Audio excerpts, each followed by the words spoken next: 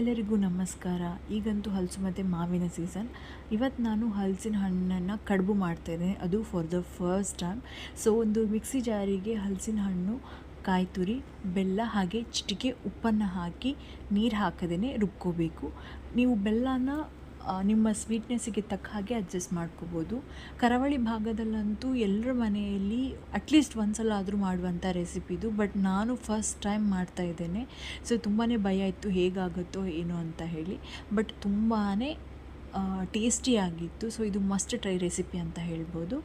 So ಮಾಡ್ಕೊಂಡಿರುವಂಥ ಪೇಸ್ಟ್ನ ಒಂದು ಬೌಲ್ಗೆ transfer ಮಾಡಿಕೊಂಡು ಇಲ್ಲಿ ನಾನು ಚಿರೋಟಿ ರವೆನ ಹಾಕ್ತಾಯಿದ್ದೇನೆ. ಯಾಕಂತ ಹೇಳಿದರೆ ನಂದು ಇದು ಅನ್ಪ್ಲ್ಯಾನ್ಡ್ ಆಗಿದ್ದರಿಂದ ಸೊ ಇದು ಬೇಗ ಆಗುತ್ತೆ ಅಂತ ಹೇಳಿ. ಇಲ್ಲ ನೀವು ಪ್ಲ್ಯಾನ್ ಮಾಡ್ಕೊಂಡು ಮಾಡೋದಾದರೆ ಅಕ್ಕಿನ ನೆನೆಸಿಟ್ಟು ತರತರಿಯಾಗಿ ರುಬ್ಕೊಂಡು ನೀವು ಮಾಡ್ಕೋಬೋದು. ಬಟ್ ಇಲ್ಲಿ ನಾನು ಚಿರೋಟಿ ರವೆನ ಯೂಸ್ ಮಾಡಿದ್ದೇನೆ. ಇದು ನೀವು ಮಿಕ್ಸ್ ಮಾಡಿ ತುಂಬ ಹೊತ್ತು ಇಡಬೇಕು ಅಂತಲ್ಲ, ಸೊ ಇಮ್ಮಿಡಿಯೇಟ್ಲಿ ನೀವು ಮಾಡ್ಕೋಬೋದು. ಸೊ ಸ್ವಲ್ಪನೇ ಹಾಕ್ಕೊಂಡು ಒಂದು ಸ್ವಲ್ಪ ಗಟ್ಟಿ ಆಗುವವರೆಗೂ, ತುಂಬ ಗಟ್ಟಿ ಸಹ ಆಗಬಾರ್ದು, ಹಾಗೆ ತುಂಬ ತೆಳುವಾಗಿ ಕೂಡ ಇರ್ಬೋದು, ಒಂದು ಹದದಲ್ಲಿ ಮಿಕ್ಸ್ ಮಾಡ್ಕೋಬೇಕಾಗತ್ತೆ. ಸೊ ಇದನ್ನು ಇನ್ನೊಂದು ಸ್ವಲ್ಪ ಟೇಸ್ಟ್ ಎನ್ಹ್ಯಾನ್ಸ್ ಮಾಡೋಕ್ಕೆ ಸೊ ನಾನು ಇಲ್ಲಿ ಸಣ್ಣದಾಗಿ ಕಟ್ ಮಾಡ್ಕೊಂಡಿರುವಂಥ ಹಲಸಿನ ಹಣ್ಣು ಹಾಗೆಯೇ ಸ್ವಲ್ಪ ಕಾಯಿ ತುರಿ ಹಾಕಿದ್ದೀನಿ. ಇದು ಟೋಟಲಿ ಆಪ್ಷನಲ್. ಸೊ ನಿಮಗೆ ಬೇಕಾದರೆ ಹಾಕ್ಬೋದು, ಬಟ್ ಹಾಕಿದ್ರಂತೂ ಟೇಸ್ಟ್ ಅಂತೂ ಸೂಪರಾಗಿರುತ್ತೆ. ಅದು ತಿನ್ನುವಾಗ ಬಾಯಲ್ಲಿ ಆ ಹಣ್ಣು ಮತ್ತು ಕಾಯಿ ತುರಿ ಬರೋದ್ರಿಂದ ಅದು ಟೇಸ್ಟ್ ಮಾತ್ರ ಆಸಮ್ ಆಗಿರುತ್ತೆ. ಸೊ ಹಾಗಾಗಿ ಹಾಕಿದ್ದೀನಿ.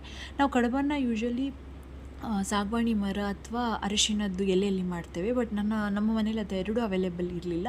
ಹಾಗಾಗಿ ಬಾಳೆ ಎಲೆನ ಸ್ವಲ್ಪ ಬಾಡಿಸ್ಕೊಂಡಿದ್ದೇನೆ. ಸೊ ಬಾಡಿಸೋದ್ರಿಂದ ಅದು ಮುರಿಯೋದಿಲ್ಲ ಕಡುಬು ಮಾಡುವಾಗ. ಇಲ್ಲ ಹೇಳಿದರೆ ಅದು ಮಡಚುವಾಗ ಮುರಿದು ಹೋಗುವಂಥ ಚಾನ್ಸಸ್ ಇರುತ್ತೆ. ಸೊ ಹಾಗಾಗಿ ನೀವು ಬಾಳೆ ಎಲೆ ಬಾಡಿಸ್ಕೊಂಡ ನಂತರ ಅದಕ್ಕೆ ಮಿಕ್ಸ್ ಮಾಡದಿರುವಂತಹ ಒಂದು ಕಡುಬಿನ ಮಿಶ್ರಣವನ್ನು ಹಾಕಬೇಕಾಗತ್ತೆ. ನೀವು ಸೊ ನಿಮಗೆ ಯಾವ ಶೇಪಲ್ಲಿ ಬೇಕೋ ಆ ಶೇಪಲ್ಲಿ ಹಾಕ್ಬೋದು. ಸೊ ನಾನು ಸಿಂಪಲ್ಲಾಗಿ ಮಾಡಿಟ್ಟಿದ್ದೇನೆ. ಸೊ ಇದರ ನೀವು ಸ್ಟೀಮರ್ ಅಥವಾ ಇಡ್ಲಿ ಪಾತ್ರೆಯಲ್ಲಿ ಮಾಡ್ಬೋದು. ಸೊ ನಾನು ಇಡ್ಲಿ ಪಾತ್ರೆಯಲ್ಲೇ ಮಾಡ್ತಾಯಿದ್ದೇನೆ. ಸೊ ಸ್ವಲ್ಪ ನೀರು ಕುದಿಗಿಟ್ಟು ಅದನ್ನು ಸ್ವಲ್ಪ ನೀರು ಬಿಸಿ ಆದ ನಂತರ ಅದನ್ನು ಟ್ರಾನ್ಸ್ಫರ್ ಮಾಡಿ 10ರಿಂದ 15 ನಿಮಿಷ ಸ್ಟೀಮ್ ಮಾಡಿದರೆ ಸಾಕು. ಡಿಲಿಷಿಯಸ್ ಆಗಿರುವಂತಹ ಹಾಗೆಯೇ ತುಂಬ ಹೆಲ್ದಿಯಾಗಿರುವಂಥ ಹಲಸಿನ ಹಣ್ಣಿನ ಕಡುಬು ರೆಡಿ ಆಗುತ್ತೆ. ನಮ್ಮ ಮನೇಲಂತೂ ಈ ಹಲಸಿನ ಹಣ್ಣಿಗೆ ಫ್ಯಾನ್ ಆಗಿ ಹೋದ್ವಿ, ನಾನು ಮತ್ತು ನನ್ನ ಫ್ಯಾಮಿಲಿಯವರು.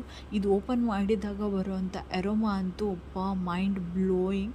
ಸೊ ತುಂಬಾ ಇಷ್ಟ ಆಯಿತು. ಇದನ್ನು ಸ್ವಲ್ಪ ತುಪ್ಪ ಜೊತೆ ಸರ್ವ್ ಮಾಡಿದ್ರಂತೂ ಸ್ವರ್ಗ ಅಂತ ಹೇಳ್ಬೋದು. ಸೊ ಸ್ವೀಟ್ ಯಾರು ಇಷ್ಟಪಡ್ತಾರೋ ಸೊ ಅವರು ಮಸ್ಟ್ ಟ್ರೈ ರೆಸಿಪಿ ಅಂತ ಹೇಳ್ಬೋದು.